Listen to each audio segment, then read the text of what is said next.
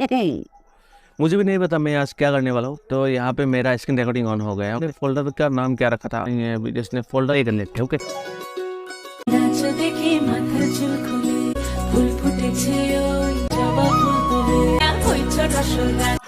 I think ये मेरे लिए ठीक होगा। ये वाला म्यूजिक और भी प्रीमियर प्रो। ओके, तो यहाँ पे क्या कहते हैं, ये मेरा ट्यूटोरियल चैनल नहीं है, तो यहाँ पे क्या कहते हैं A to Z जो क्या है डिटेल्स वाला ट्यूटोरियल नहीं होगा। प्रोजेक्ट फाइल का नाम भी बाला नाचे तो देखिए लिख दूंगा। वीडियो को सिलेक्ट कर लूंगा, उसके बाद प्रीमियर प्रो पे इंपोर्ट कर दूंगा, अनलिंक करूंगा। ओके, अनलिंक फुटेज कहाँ पे रखना चाहते हैं देख के रख लीजिए।